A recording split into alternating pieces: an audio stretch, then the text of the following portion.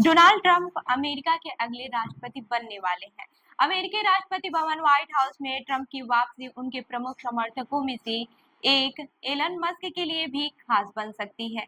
अमेरिकी चुनाव के नतीजे आने के बाद से दुनिया के सबसे अमीर शख्स एलन मस्क ने फ्लोरिडा में ट्रंप के मारे-लागो रिसोर्ट में उनके साथ ही चुनावी रात बिताई है। मस्क ने अपने सोशल मीडिया प्लेटफॉर्म एक्स पर लिखा कि आज रात अमेरिकी लोगों ने ट्रंप को बदलाव के लिए एक स्पष्ट जनादेश दिया है। पाम बीच कन्वेंशन सेंटर में अपने विजय भाषण में ट्रंप ने भी मस्क की प्रशंसा की और उनकी कंपनियों में से एक स्पेस एक्स के बनाए रॉकेट की सफल लैंडिंग का भी जिक्र किया।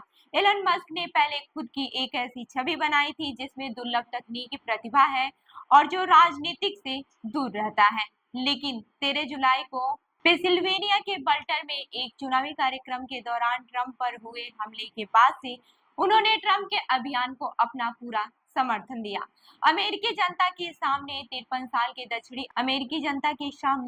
साल के दक्षिण अफ्रीकी मूल के बिजनेस टाइकून ने रिपब्लिक पार्टी के उम्मीदवार ट्रंप को जिताने के लिए अपना समय, ज्ञान और पैसे लगा दिए। ऐसा अमेरिका के अमीर कारोबारियों में आमतौर पर नहीं देखा जाता है। वो पारंपरिक तौर पर पर्दे के पीछे से राजनीति में दखल देना पसंद करते हैं। यह अमेरिकी सीईओ के पारंपरिक दृष्टिकोण से बिल्कुल अलग है, जिसमें से कई आमतौर पर चंदा जुटाने के लिए महंगे डिनर की व्यवस्था करने या फिर भव्य घरों में संभावित दानदाताओं की मेजबानी करने के लिए ही जाने जाते हैं। इसलिए मस्क की रणनीति ने विश्लेषकों को उनके मकसद के बारे में सोचने के लिए विवश किया है।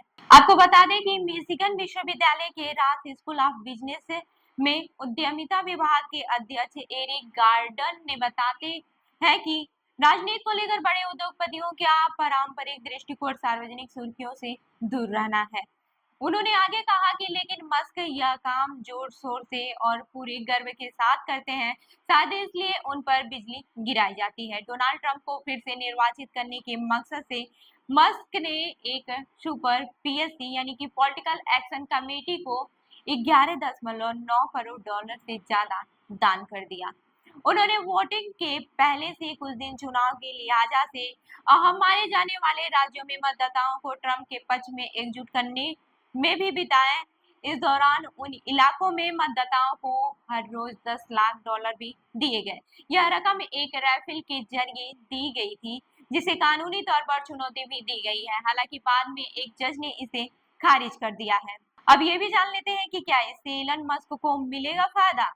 कॉरपोरेशन और धनी लोगों पर टैक्स को कम करने के ट्रंप के प्रस्ताव से एलन मस्क को स्पष्ट लाभ मिलेगा। इसके अलावा नवनिर्वाचित राष्ट्रपति ने कहा है कि दूसरे कार्यकाल में वो सरकारी संसाधनों की बर्बादी को रोकने में मदद करने के लिए मस्क को अपने प्रशासन में आमंत्रित करेंगे। मस्क ने इस पहल को सरकारी दक्षता विभाग यानी कि डिपार्टमेंट ऑफ गवर्नेंस एफिशिएंसी का नाम दिया है। यह एक मीमा और क्रिप्टो करेंसी के नाम से भी जुड़ा है, जिसे उन्होंने खुद लोकप्रिय बनाया है, जिसे डॉजकॉइन के रूप में भी जाना जाता है। डेमोक्रेटिक पार्टी का कहना है कि ट्रंप के साथ उनके करीबी रिश्ते निजी हितों का एक जटिल टकराव पेश करता है, क्योंकि मस्क को स्पेसएक्स और टेस्ला के लिए सरकारी ठेके में अरबों डॉलर मिले हैं। कैलिफोर्निया के गवर्नर गोविंद न्यूशाम के पूर्व आर्थिक और व्यवसायिक सलाहकार लेनी मेडूजा कहते हैं कि यह बेहद अनैतिक और अवैध है। मेडूजा का मानना है कि जिन लोगों के बीच सरकार और रेगुलेटर के तौर पर आपसी संबंध हो, उनके पास अपनी बात रखने का अधिकार हो जाता है, लेकिन उनके पास उन हितों पर फैसला करने का अधिकार नहीं होना चाहिए। अब व्यापारिक कड़ियों के बारे में भी जान लेते हैं। ट्रंप के राष्ट्रपति बनने से मस्क की कंपनियों को भी फायदा हो सकता है।